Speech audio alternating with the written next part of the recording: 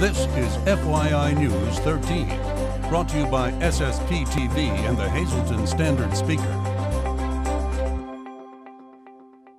For your information, after a sign supporting a local Marine went missing, a local business owner acted quickly and made sure the family had a new one as soon as possible. That story is next. Happy Friday, and we have a happy story to lead things off. I'm Ken Karen. Thanks for starting your weekend with us at SSPTV.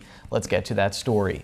It was a story that tugged at the heartstrings of many. Someone stole a sign that was posted on a gate in honor of 20-year-old David Mahalik of Hazleton, a local Marine serving our country. Even worse, that sign, posted by his parents, was stolen the day before Veterans Day. However, as Lisa Sugar tells us, it was no surprise that the community rallied around the young Marine and his family. Pleased to be joined by Dave Mahalik from Hazleton, also Jeff Terse, the owner of Atomic Vapors in Hazleton, and Mike Belizia from Dawn's Vinyl Designs in Weatherly. We have a really special story. We were very sad to report that a sign similar to this was taken from Dave's house on the gate outside his house on Northley Court. Dave, tell us what the significance of this sign is all about. This sign is when your son is away and you don't get a chance to speak to him. And this sign we bought as he graduated boot camp from the Marines. And so we brought it home and hung it up on our gate. And after a year and a half of it, coming home to seeing the sign, you start to think that the sign is your son almost, because you see him every day. And it was missing come Monday of this past week. And it hurt so bad. It's only a sign, but it felt like my son. And it still chokes me up a little bit. And so I decided, I was so angry, I said, I'm going to put this on Facebook. And then it just blew up from there. All my friends said, they were upset and they thought I should go to the newspaper and to local News 13. So I did, reluctantly, because I thought people would think it's just a sign, but to my family it's not a sign. It meant something to us. And then I was contacted by two people that wanted to replace the sign. And that really touched us. And as you can see, we have two signs now to put up on our gate. So that made us so happy. Well, we are just thrilled with the outpouring. One sign came from a gentleman in Nanticoke who offered to replace the sign. That's the one that Dave is holding here. His son, 20-year-old David, is serving in the Marines. And so he was hoping to keep the sign, or the original one, posted outside his house until he came home from serving. That was interrupted the day before Veterans Day. So it was posted on Facebook. Jeff Terse, the owner of Atomic Vapors in Hazleton. Jeff, you saw the post. What happened? 7 o'clock in the morning, I saw the post, and I text Mike, from Dawn's, and I said, hey, can we make this happen? Can we get a sign made up? And he said, sure, you know what? Let me work on it. By 8 o'clock, 8:30, I had artwork, and he's been moving on it ever since. All right, now this is like a vinyl sign right now, but you tell me it's going to be a permanent sign when you're done. We're going to make it so that nobody can take it again. Mike is going to put it on the backer of a metal backer so it can actually be mounted onto the gate, and it'll last for as long as Dave wants to keep it up. Well, that's wonderful. Mike, when you got the call to make this sign, how proud were you to be part of this whole scenario? Oh, it was really nice. And my first question to Jeff was, well, how big do we need to make the sign? And he said, plenty big so that you can see it. My next question was, what's our budget? And he said, I didn't say anything about money. I just said, make the man a new sign. That's really nice.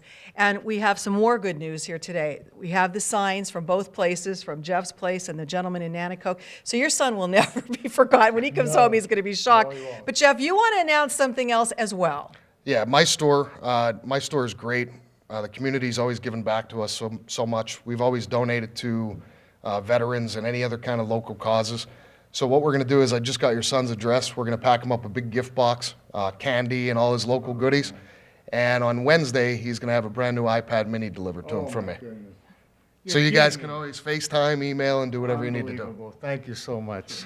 Thank you. So this is what I'm talking about. The community really took this to heart. the way I took it, they were as hurt and dismayed as I was and my wife was. So I'm so happy, and I can't thank you enough. Thank you very much. Well, it started out as a really sad story. We were all offended by that lack of respect for what our Yes. veterans do and the people serving for our country. This just shows you that good triumphs over bad all the time. Always. Congratulations to you guys for being part of this. Thank your son for his service, and when he comes home, we want to talk to him. Okay, thank you. Thank you very much. Story with a great ending. Thank you, Lisa, for that great interview. All right, let's get to our headlines from FYI and the Hazleton Standard Speaker. Hazleton City Council candidate John Keegan has filed a formal challenge of the results from last Tuesday's general election. This is video of Keegan when he appeared on the Sam Lassand Show. Keegan lost his bid for a seat on City Council by 14 votes. He came in third out of 4 candidates. Robert Gavio was the top vote getter, with incumbent Gene Mope capturing the second seat, 14 votes ahead of Keegan. Rocco Formica came in fourth. Meanwhile, Keegan has also filed a petition in a bid for the open seat on City Council. Keith Bass resigned in September. His term expires at the end of the year. And Hazleton City Council is working on a plan that would allow the city to repay $1.4 million in legal fees owed from a ruling against the city's Illegal Immigration Relief Act. Last night, Council voted 4-0 to approve the first reading of an ordinance that would allow the city to refinance a loan. That would in turn reduce debt payments and shorten the borrowing term. It would also generate savings that would be held in escrow to be used to repay the legal costs associated with the IIRA case. The first payment for the legal fees is due in January. The ordinance must be passed by council on 3 readings. Lehigh Valley Hospital in Hazleton is collecting non-perishable food items in an effort to replenish local food pantry shelves. All non-perishable items are welcome, especially peanut butter, canned tuna, canned chicken, pasta, bagged rice, and canned soups. Glass jars cannot be accepted due to possible breakage. Items can be dropped off at the lobby entrance of Lehigh Valley Hospital Hazleton on Route 93 in the city, or at the fitness center inside the Health and Wellness Center on the Airport Beltway. The collection runs through November 23rd. The Laurel Mall is making changes inside and out. Here's a peek at the new digital sign that was installed this week. It will soon feature electronic messages for mall goers. The new sign comes in addition to a brand new center court and the addition of Dunham Sports and Grand Central to the list of businesses inside the mall. In addition to the new sign, the Laurel Mall is also getting ready for Santa's arrival. That's right, Santa Claus arrives at the Laurel Mall tomorrow at 1 p.m. So be sure to stop by and see Santa in his new location at Center Court at the Laurel Mall. You're invited to share the Christmas spirit and at the same time help out children in search of a forever home. SSPTV and the Making a Difference Foundation will be hosting a Christmas concert entitled Christmas with a Twist in conjunction with the Making a Difference Ministries on Thursday, December 3rd at Sand Springs in Drums. This festive celebration will begin at 6:30 p.m. Simply bring an new on-wrap gift for admission to the concert. All proceeds will benefit the children of Brandon's Forever Home. Brandon's Forever Home is a non-profit organization dedicated to helping all children in foster care find their forever home. So mark your calendars now for Christmas with a Twist, December 3rd at 6:30 p.m. at Sand Springs. The Butler Township supervisors have extended the exemption period for open burning. Open burning will now be allowed through Saturday, November 21st, Monday through Saturday from 7 a.m. until 4 p.m. No burning on Sundays. A permit is not required during this time, and the 500 feet requirement is also lifted. The additional burning period is for leaves, yard, and garden cleanup only, and not for burning household items. All burning must be supervised. However, you do not need to notify the fire department when burning. The Shenandoah Valley football team ended their season with a win. We have the story and the stats in sports. And after this break, Jasper the Beagle needs to find a home. Find out more about him and this week's cat up for adoption at the Hazleton Animal Shelter.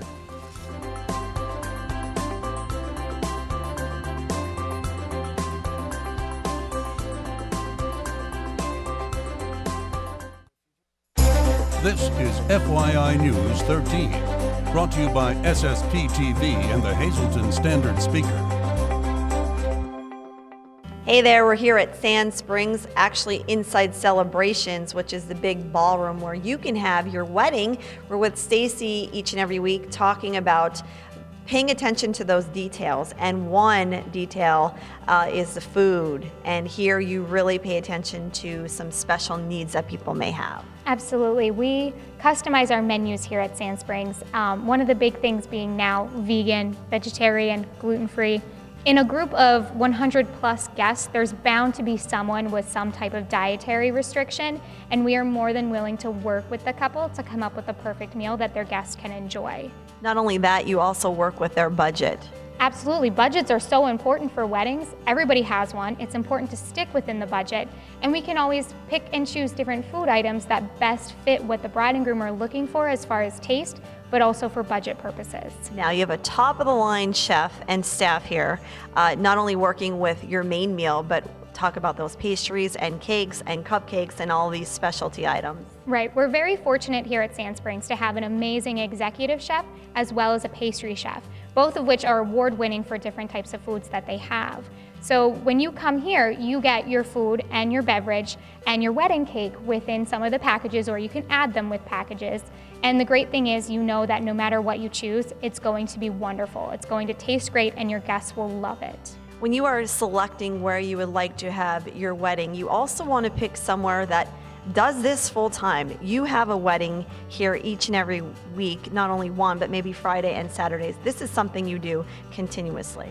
Absolutely. We have weddings throughout the entire year. We have some winter, spring, fall, summer, every time. Fridays and Sundays are becoming more popular for weddings, which is great because not only do they offer discounts for your guests, but it's great if guests are coming from out of town. They have the entire weekend to enjoy being in town with friends and family.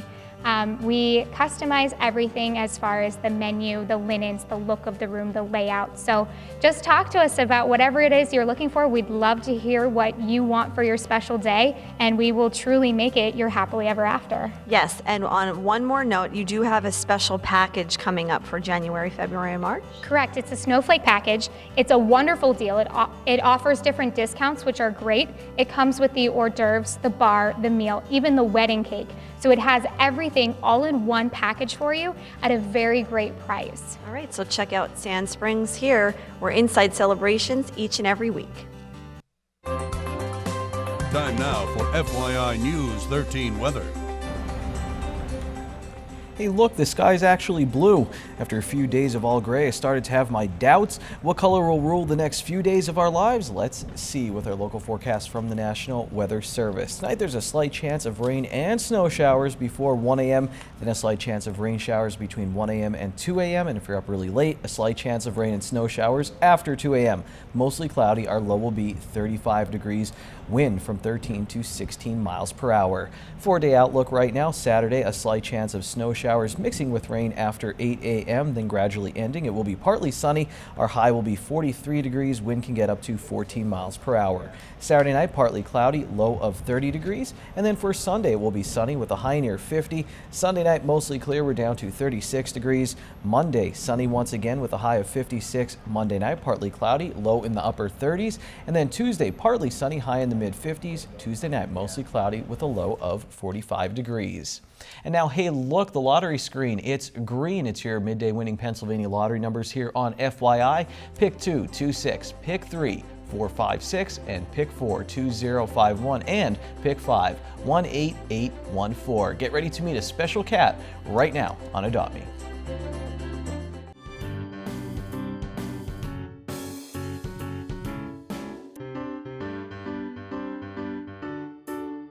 Hello again, and here I am with Jasper.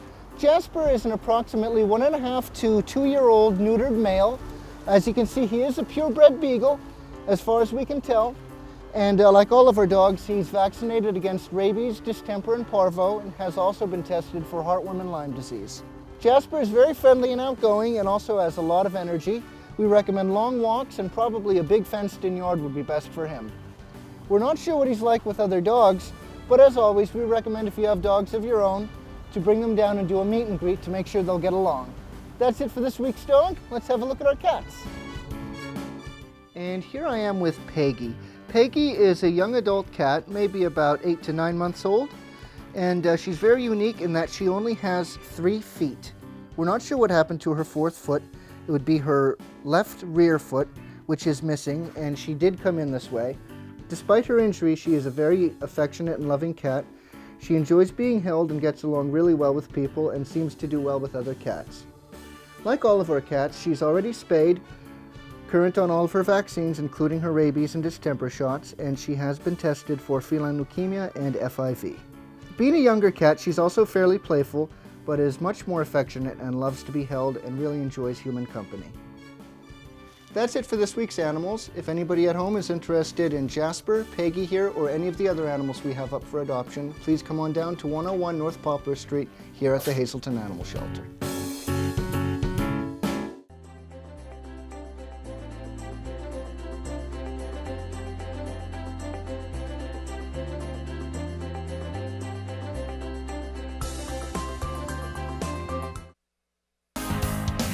This is FYI News 13 Sports. The FYI Coal Scale playoffs start tonight. You may be used to calling them the district playoffs, but since Tamaqua threw a wrench in the breaker last week, we'll be using these games to determine the final Coal Scale rankings. In the District 11 Single A playoffs, Marion Catholic and Monoy area, they square off. The winner of that game will play the winner of Tri-Valley and Williams Valley next week in the championship game. In the District 11 AA playoffs, North Schuylkill is going to need all of the momentum they have been building up recently in a meeting with #1 seed Notre Dame Green Pond. The winner of that game goes to the championship against Northwestern Lehigh or Salisbury. Well, the 4-6-2 football crew wrapped up their season with a big win at home. Let's see what happened on the FYI Standard Speaker scoreboard. There was a lot to be impressed with in this win over Nativity BVM. Quarterback Ian McCole had 194 yards and 2 touchdowns. He finishes his career with over 4,000 passing yards. That's impressive. So is this picture of him in the rain taken by David McCown. It looks like a poster for Friday Night Lights or The Dark Knight Rises. I love it.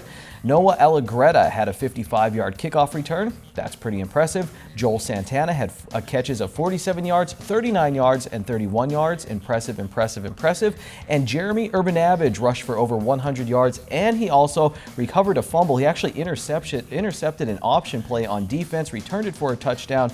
You heard that right, and that's extremely impressive. But coming from a former soccer player, I'm most impressed by Urbanavage kicking a 42-yard field goal. All in all, not a bad night for Urbanavage and the Blue Devils. Head coach Kevin Belinsky says they wanted to prime and winterize the team for next year. Well, mission accomplished. They'll be running like a brand new Camaro once conditioning rolls around.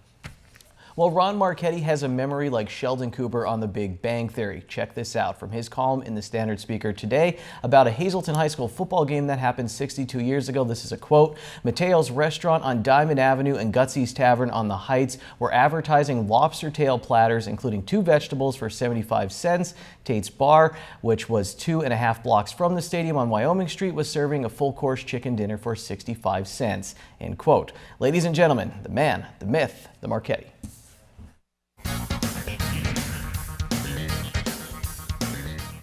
Friday the 13th. Hi everybody and welcome to Short Shots. Tonight is the 62nd year anniversary of a football game that made the Associated Press list of 10 sports oddities of the year in 1953. The game in Harmon Geist Memorial Field that was suspended at half because of an unbelievable dense fog that produced zero visibility within minutes. The story on that game is in today's Standard Speaker newspaper. It happened on Friday the 13th in 1953. I remember that like it happened last week.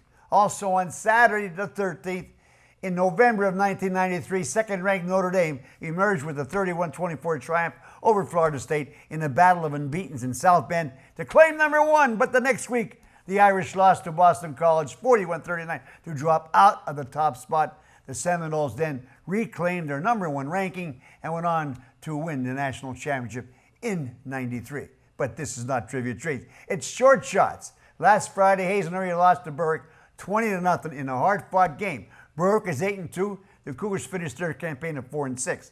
Adrian Otero ran for 107 yards to become the first sophomore to rush for 1,000 yards in Hazelton and Hazelton area high school history. Going into that Daniel Boone game, Otero had 726 yards before running for 167 to give him 893. He needed 107 against Berwick, which he got. According to last Saturday's paper, Otero was 26 yards short. which would have him at 974. Sorry to say, but our local paper was wrong last week. If not, then they were wrong the week before. I have him at 1,000 yards. Hey, nobody's perfect. Exactly 1,000 yards. Not one more or one less. But my figures are, of course, not official. But they are correct. Marion lost to Tamaulipas 31-21. The Colts finished the regular season at 6-4, but they are still alive and playing tonight against Monterey in the postseason. What else? It was announced that all District 2 high school basketball finals will be played at the arena starting this season. I like that very much.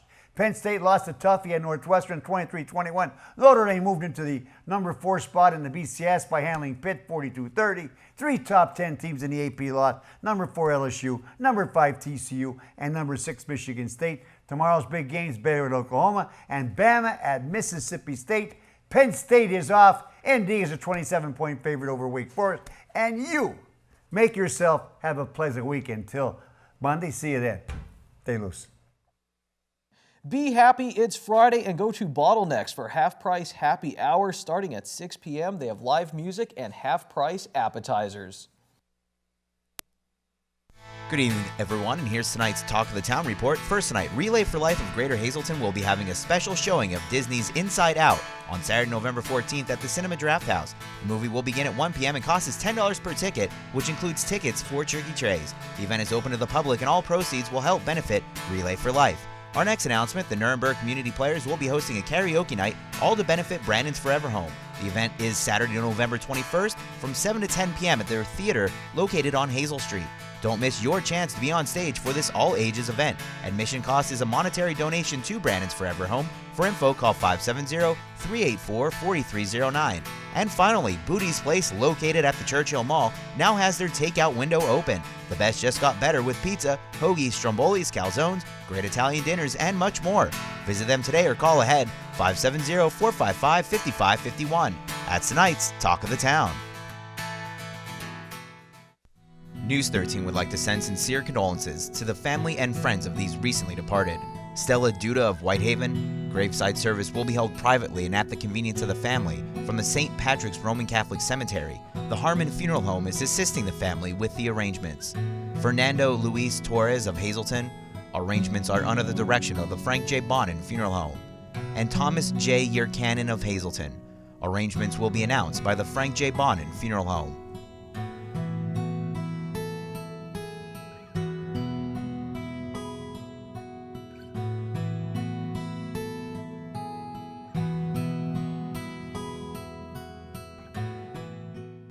Attention pay-per-view subscribers, if you see your name right now on News 13, you have 13 minutes to call in and win a free movie from Service Electric Cablevision. Our winner tonight is John Henry of Beaver Meadows. John Henry, if you're watching, give us a call right now, 570-455-7267, extension 104.